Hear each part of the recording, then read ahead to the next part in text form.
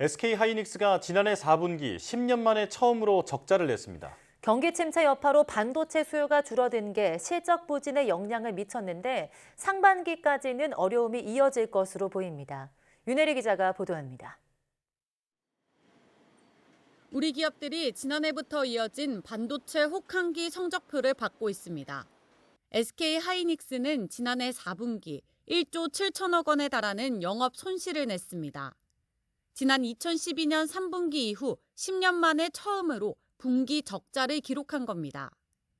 경기 침체 분위기에 메모리 반도체 수요가 급감하면서 지난해 영업이익은 40% 넘게 감소했습니다. 삼성전자도 겨우 적자를 면한 수준입니다. 지난해 4분기 반도체로 벌어들인 돈은 전년 대비 97% 급감한 2,700억 원에 그쳤습니다. 지난해 연간 매출이 처음으로 300조 원을 넘었지만 반도체 실적 부진에 영업이익은 오히려 줄었습니다. 문제는 반도체 수요가 단기간 회복되긴 어렵다는 점입니다. 올해 1분기 삼성전자 반도체 부문 영업 실적이 적자로 돌아설 수 있다는 전망까지 나옵니다. 메모리 반도체 가격의 하락이 이제 상반기에는 이어질 것으로 예상이 되고요. 이에 따라서 국내 반도체 기업들의 실적은 상당히 부진할 것으로 저희는 예상하고 있습니다.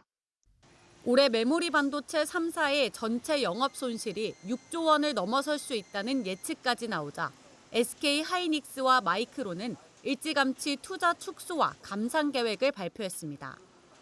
올해의 어떤 당사의 투자 규모는 전년 대비 현재까지는 50% 이상 축소를 해서 집행할 계획을 가지고 있습니다. 따라서 현재로서는 추가적인 투자 감축은 고려하고 있지는 않습니다. 반면 삼성전자는 정면 돌파를 선택했습니다. 인위적인 감산 없이 올해 시설 투자 규모를 지난해 수준으로 유지해 단기간 손실을 보더라도 경쟁 업체들과 격차를 벌리겠다는 전략입니다.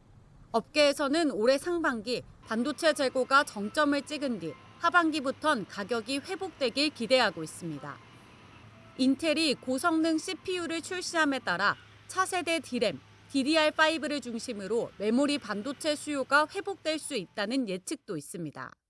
고성능 CPU에 고성능 D램이 들어가요. 신제품이죠. 본격적으로 데이터 센터 서버 중심으로 투자가 일어날 것 같아요. 공급 줄이고 수요 늘어나면 가격 반등의 모멘텀이 되는 거고요.